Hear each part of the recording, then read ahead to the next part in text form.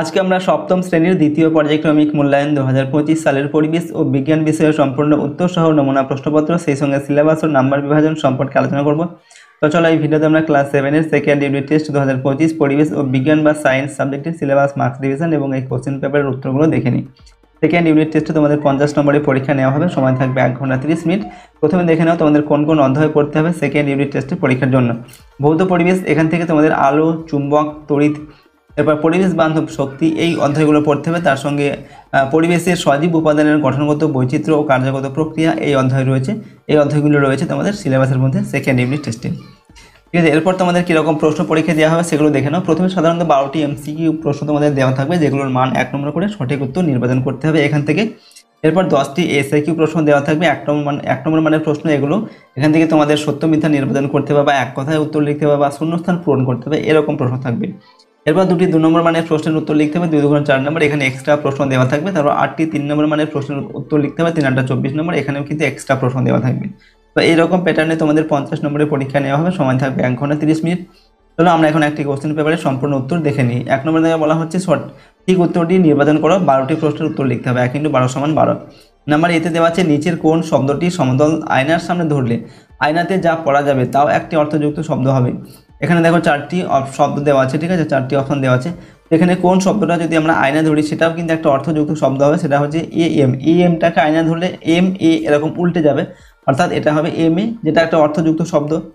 তারপর number B, আপাতন কোণ 50 degree হলে প্রতিফলন কোণ এর মান হবে 40 ডিগ্রি, 90 ডিগ্রি, 50 ডিগ্রি, 0 ডিগ্রি। তো আপাতন কোণ 50 ডিগ্রি হলে প্রতিফলন কোণের মানও হচ্ছে 50 ডিগ্রি হবে। নাম্বার সি হচ্ছে আকাশের রংধনু আসলে সূর্যের সাদা আলো প্রতিফলনের প্রতিসরণের প্রতিবিম্ব গঠনের প্রাকৃতিক ঘটনা মাত্র।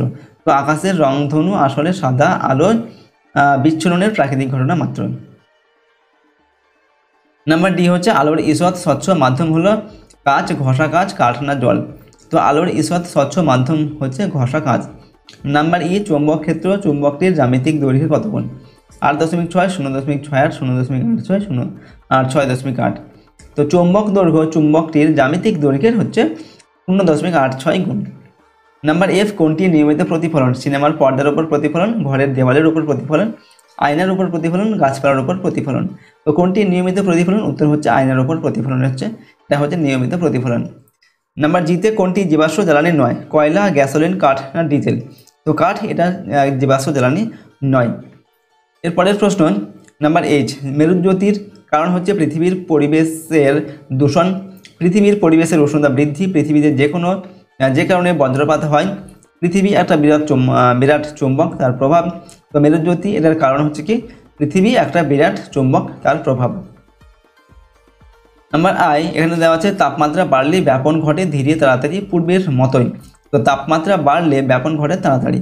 নাম্বার এখানে যে নাম্বারে নিচের কোনটি পরিবেশ বান্ধব শক্তি নয়? সৌরশক্তি, মাটির নিচের তাপশক্তি, জৈব শক্তি, জীবাশ্ম তেল থেকে পাওয়া শক্তি। তো জীবাশ্ম তেল থেকে পাওয়া শক্তি এটা পরিবেশ বান্ধব শক্তি নয়। এরপর হচ্ছে নাম্বার কে, এখানে দেওয়া আছে কাণ্ডের যে জায়গা থেকে শাখা বা পাতা বেরোয় সেই জায়গাটি হলো পর্ব, কক্ষ, পর্বমধ্য না বিটপ? তো কাণ্ডের যে জায়গা থেকে পাতা বা শাখা বা পাতা বেরোয় সেটা হচ্ছে পর্ব। পর্ব বা নোড দেখা যায় কাণ্ডে, মূলে না বীজে? তো পর্ব বা নোড দেখা যায় কাণ্ডে। এরপর এম দেখে দেওয়া আছে ইলেকট্রনিক বাল্বের ফিলামেন্ট তৈরি হয় ট্যাংস্টেন, তামা, লোহা, নাইক্রোম, এটা দেখে। তো ইলেকট্রিক বাল্বের ফিলামেন্ট তৈরি হয় ট্যাংস্টেন থেকে। এই প্রশ্ন দ্বারা পিডিএফগুলো পেতে চাইলে সহজেশন অ্যাপটিকে ইনস্টল করবে, অ্যাপের লিঙ্ক ডেসক্রিপশন বক্সে দেওয়া আছে, সেখান থেকে তোমরা অ্যাপটিকে ডাউনলোড করে নিয়ে চাইলে প্রশ্ন এবং উত্তরের পিডিএফগুলো নিতে পারো। অ্যাপের মধ্যে কিন্তু পেড কোর্সের মধ্যে এই সমস্ত তোমাদের প্রশ্ন এবং উত্তরের পিডিএফগুলো দেওয়া থাকবে, সেখানে ভিডিওগুলো দেওয়া থাকবে, পাশাপাশি পিডিএফগুলো চাইলে তোমরা নিজেদের ফোনে কিন্তু ডাউনলোড করে নিতে পারবে। তো চলো আমরা পরের প্রশ্ন এবং উত্তরগুলো দেখে নিই। 2 নম্বর থেকে বলা হচ্ছে সংক্ষিপ্ত উত্তর দাও, 10টি প্রশ্নের উত্তর লিখতে হবে। প্রশ্নের মানে 1 নম্বর করে, 10 নম্বর দেওয়া আছে। নাম্বার এতে আলোর প্রতিসরণ ধর্ম দিয়ে ব্যাখ্যা করা যায় এমন একটি ঘটনা লেখো। তো আলোর জলের তলায় রাখা কয়েন কিছুটা উপরে উঠে আসে বলে মনে হয়, এটা হচ্ছে আলোর প্রতিসরণের ধর্ম দিয়ে ব্যাখ্যা করে একটা হচ্ছে ঘটনা।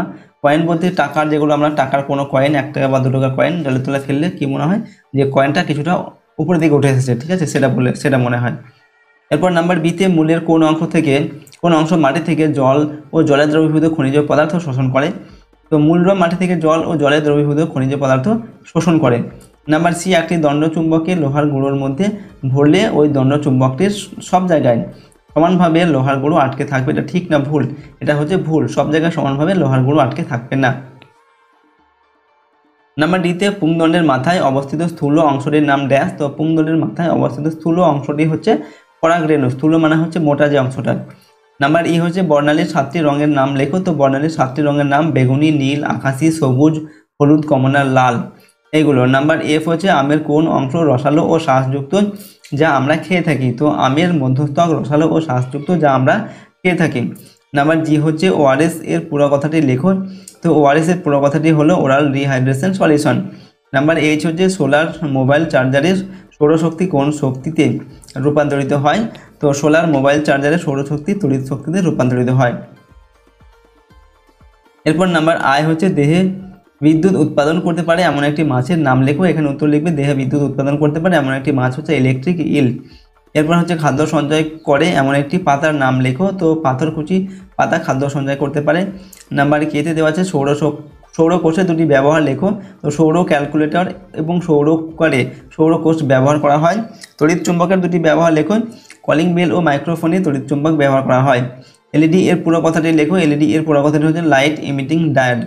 নেক্সট পরের প্রশ্ন হচ্ছে 3 নম্বর থেকে একটি বা দুটি বাক্য উত্তর দাও, যে কোনো দুটির উত্তর লিখতে হবে। প্রশ্ন নাম্বার 2 করে 2 দুগুণে 4 নম্বর দেওয়া আছে।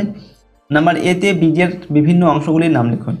একটি বীজের 3টি অংশ, বীজের ত্বক, এন্ডোস্পার্ম ও আর হচ্ছে ভ্রূণ, এই 3টি অংশ। নাম্বার বি, যৌগিক পত্র কাকে বলে উদাহরণ দাও। তো পাতার ফলক যদি গভীরভাবে খণ্ডিত হয়ে মধ্য শিরাকে স্পর্শ করে আলাদা আলাদা খণ্ডে বিভক্ত হয় ওকে, তাদের যৌগিক পত্র বলে। যেমন হচ্ছে তেঁতুল পাতা, নিম পাতা, এগুলো হচ্ছে যৌগিক পাতা। নাম্বার সি, অঙ্কুরোদ্গমের শর্তগুলি কী কী। তো অঙ্কুরোদ্গমের শর্ত হচ্ছে 1 নম্বর জল। অঙ্কুরোদ্গমের জন্য জল একটি প্রয়োজনীয় বাহ্যিক শর্ত। 2 নম্বর বায়ুর অক্সিজেন। ওকে, বায়ুর অক্সিজেন ছাড়া অঙ্কুরোদ্গম হয় না। 3 নম্বর হচ্ছে তাপমাত্রা। বীজের অঙ্কুরোদ্গমের জন্য একটি নির্দিষ্ট তাপমাত্রা বা উষ্ণতার প্রয়োজন। এরপর নাম্বার ডি, অর্ধভেদ্য পর্দা কি। যে পর্দা দিয়ে কেবল দ্রবণের দ্রাবক অণু চলাচল করতে পারে কিন্তু দ্রাবক অণু চলাচল করতে পারে না, তাকে অর্ধভেদ্য পর্দা বলে। যেমন হচ্ছে কোষ পর্দা, ডিমের খোসার ভেতরের পর্দা, মাছের পটকার পর্দা ইত্যাদি।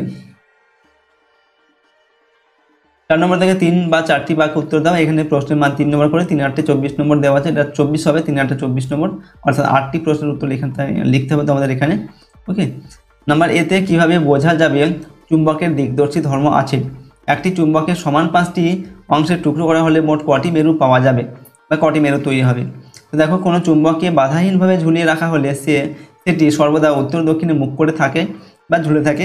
চুম্বকের এই ধর্মকে দিক নির্দেশক ধর্ম বলা হয়। এ থেকে প্রমাণ হয় যে চুম্বকের দিক দর্শন ধর্ম আছে। একটি চুম্বককে 5টি টুকরো করলে মোট 10টি মেরু পাওয়া যাবে বা 10টি মেরু উৎপন্ন হবে। নাম্বার বি, চৌম্বক আবেশ কি। তড়িৎ চুম্বকের একটি ব্যবহার লেখো।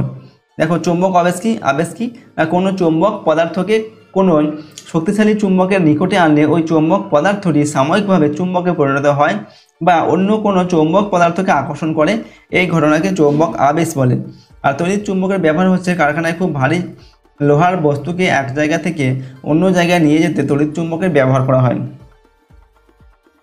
পরের প্রশ্ন নাম্বার সিতে, আলোর প্রতিফলন বলতে কি বোঝো। সমতল দর্পণ বা আয়নায় কোনো বস্তুর দৈর্ঘ্য কি প্রতিবিম্বের দৈর্ঘ্যের চেয়ে বড় হয়। দেখো, উত্তর লিখবে আলোর প্রতিফলন কি না, আলো কোনো স্বচ্ছ মাধ্যমের ভিতর দিয়ে যাওয়ার সময় অন্য কোনো মাধ্যমে বাধা পেলে দুই মাধ্যমের বিভেদন থেকে কিছু পরিমাণ আলোক রশ্মি আগের মাধ্যমে ফিরে আসে, এই ঘটনাকে আলোর প্রতিফলন বলে। ওকে, এরপর বলা হয়েছে কিনা আয়নায় সমতল দর্পণ বা আয়নায় কোনো বস্তুর দৈর্ঘ্য কি প্রতিবিম্বের দৈর্ঘ্যের চেয়ে বড় হয়। তো সমতল দর্পণ বা আয়নায় গঠিত প্রতিবিম্বের আকার ও বস্তুর আকার সমান হয়। নাম্বার ডি, তড়িতের সুপরিবাহী ও কুপরিবাহী পদার্থের 2টি করে উদাহরণ দাও। তোমার জানা একটি যন্ত্রের নাম লেখো যেখানে তড়িৎ শক্তি তাপ শক্তিতে রূপান্তরিত হয়। তো দেখো, তড়িতের সুপরিবাহী পদার্থ হচ্ছে লোহা, তামা এইগুলো, আর তড়িতের কুপরিবাহী পদার্থ হচ্ছে কাঠ, প্লাস্টিক এইগুলো। এরপর হচ্ছে বৈদ্যুতিক ইস্ত্রি, হিটার ইত্যাদিতে তড়িৎ শক্তি তাপ শক্তিতে রূপান্তরিত হয়। নাম্বার ইতে জীবাশ্ম জ্বালানির ব্যবহার কমানো দরকার কেন। 1 নম্বর, কয়লা এবং পেট্রোলিয়াম পোড়ানোর ফলে প্রচুর দূষণকারী পদার্থ উৎপন্ন হয় যার ফলে বায়ু দূষণ হয়। 2 নম্বর হচ্ছে জীবাশ্ম জ্বালানি কার্বন, নাইট্রোজেন, সালফার ইত্যাদির অক্সাইড নির্গত করে যা অ্যাসিড বৃষ্টির কারণ হয়। ওকে, যা মাটির উর্বরতা এবং পানীয় জলকে প্রভাবিত করে। 3 নম্বর হচ্ছে জীবাশ্ম জ্বালানি পোড়ানোর ফলে কার্বন ডাই অক্সাইডের মতো গ্যাস উৎপন্ন হয়, যা পৃথিবীর উষ্ণতা বৃদ্ধি করে। নেক্সট নাম্বার এফ, এখানে প্রশ্ন বলা হচ্ছে কি পুকুরের বা নদীর জল কিভাবে নিজের দেহে জলের পরিমাণ স্বাভাবিক রাখে। দেখো উত্তর লিখবে 1 নম্বর দিয়ে পুকুর বা নদীর মাছ। ওকে, পুকুর বা নদীর মাছ কীভাবে নিজের দেহের যে জলের পরিমাণ সেটা স্বাভাবিক রাখে। তো পুকুরের বা নদীর মাছ লঘু মূত্র ত্যাগ করে, ফলে দেহের অতিরিক্ত জল বেরিয়ে যায়। 2 নম্বর হচ্ছে ফুলকার মাধ্যমে জল থেকে আয়ন শোষণ করে। ওকে, তো এইভাবে নিজেদের দেহে জলের পরিমাণ স্বাভাবিক রাখে। নাম্বার জি, অন্ধকার ঘরে টর্চ জ্বালালে ঘরের যেখানে আলো পড়ে ওই আলোক পথে স্বচ্ছ প্লাস্টিকের এক বোতল জল রাখলে দেয়ালের অন্য জায়গায় আলো পড়ে। এই রকম কেন হয় তা বুঝিয়ে লেখুন। দেখো, আলোক রশ্মি কোনো মাধ্যম দিয়ে যেতে যেতে যদি অন্য কোনো আলাদা মাধ্যমে প্রবেশ করে, তখন ওই মাধ্যম দুটির বিভেদ তল থেকে আলোক রশ্মির গতিপথের পরিবর্তন ঘটে। এই ঘটনাকে আলোর প্রতিসরণ বলে। ওকে, এই প্রতিসরণের ফলে টর্চের আলো দেওয়ালের অন্য জায়গায় গিয়ে পড়ে। ঠিক আছে, এর পরের প্রশ্ন হচ্ছে নাম্বার এইচ, পরাগযোগ, স্বপরাগযোগ ও ইতর পরাগযোগ কাকে বলে। স্বপরাগযোগ কি না কোনো ফুলের পরাগধানী থেকে পরাগ রেণু ওই ফুলেরই গর্ভকেশরের গর্ভমুণ্ডে বা ওই উদ্ভিদের অন্য কোনো ফুলের গর্ভকেশরের গর্ভমুণ্ডে গিয়ে পড়লে যে পরাগ সংযোগ ঘটে তাকে স্বপরাগযোগ বলে। আর ইতর পরাগযোগ হচ্ছে কোনো ফুলের পরাগধানী থেকে উৎপন্ন পরাগ একই প্রজাতির অন্য কোনো গাছের উৎপন্ন ফুলের গর্ভমুণ্ডে স্থানান্তরকে ইতর পরাগযোগ বলে। নাম্বার আই নম্বর দাগে বলা হচ্ছে দেখো বীজ কয় প্রকার কি কি। তো বীজ 3 প্রকার, যেমন হচ্ছে একবীজপত্রী বীজ, দ্বিবীজপত্রী বীজ এবং বহুবীজপত্রী বীজ। একবীজপত্রী বীজ কি না বীজে একটি বীজপত্র থাকলে তাকে একবীজপত্রী বীজ বলে, যেমন হচ্ছে ধান, ভুট্টা ইত্যাদি। দ্বিবীজপত্রী হচ্ছে বীজে 2টি বীজপত্র থাকলে তাকে দ্বিবীজপত্রী বীজ বলে, যেমন মটর, ছোলা, কুমড়ো ইত্যাদি। আর বহুবীজপত্রী বীজে 2-এর বেশি বীজপত্র থাকলে তাকে বহুবীজপত্রী বীজ বলে, যেমন হচ্ছে পাইন। ঠিক আছে, এরপর হচ্ছে দেখো তো আমরা তোমাদের ক্লাস 7-এর দ্বিতীয় পর্যায়ক্রমিক মূল্যায়ন বা সেকেন্ড ইউনিট টেস্টের পরিবেশ ও বিজ্ঞান এই সাবজেক্টের এখানে আমরা সিলেবাস, নাম্বার বিভাজন এবং সম্পূর্ণ উত্তর সহ কিন্তু একটি প্রশ্নপত্র সম্পর্কে আলোচনা করলাম। এখানে যে প্রশ্নোত্তরগুলো সম্পর্কে আলোচনা করা হলো, প্রশ্নোত্তরগুলো অবশ্যই তোমরা ভালোভাবে মুখস্থ করবে এবং প্র্যাকটিস করবে। আর এই প্রশ্নোত্তরের পিডিএফ ফাইল আমাদের সহজ লেসন অ্যাপের মধ্যে দেওয়া থাকবে। অ্যাপের লিঙ্ক ডেসক্রিপশন বক্সে রয়েছে। অ্যাপের মধ্যে তোমরা কিন্তু পেড কোর্সের মধ্যে এই সমস্ত সাবজেক্টের বা প্রশ্নোত্তরের পিডিএফগুলো পাবে। সেখানে পিডিএফগুলো তোমরা নিজেদের ফোনে ডাউনলোড করে নিতে পারবে। সমস্ত সাবজেক্টের question answer, suggestion, model question paper, syllabus, marks revision এগুলো দেওয়া থাকবে। ঠিক আছে, পিডিএফ এবং ভিডিও আকারে। যদি তোমরা আমাদের এই চ্যানেলে নতুন হয়ে থাকো অবশ্যই চ্যানেলটিকে সাবস্ক্রাইব করবে, পাশের বেল আইকনে প্রেস করে অল অপশনটিকে সিলেক্ট করবে। ভিডিওটিতে অবশ্যই লাইক করবে এবং ভিডিওটিকে বন্ধু বান্ধবের সঙ্গে শেয়ার করবে। কমেন্ট বক্সে নিজেদের মতামত অবশ্যই লিখে জানাবে। তো আজকের এই ভিডিওটিকে আমরা এখানেই শেষ করছি। সম্পূর্ণ ভিডিওটি দেখার জন্য অসংখ্য ধন্যবাদ।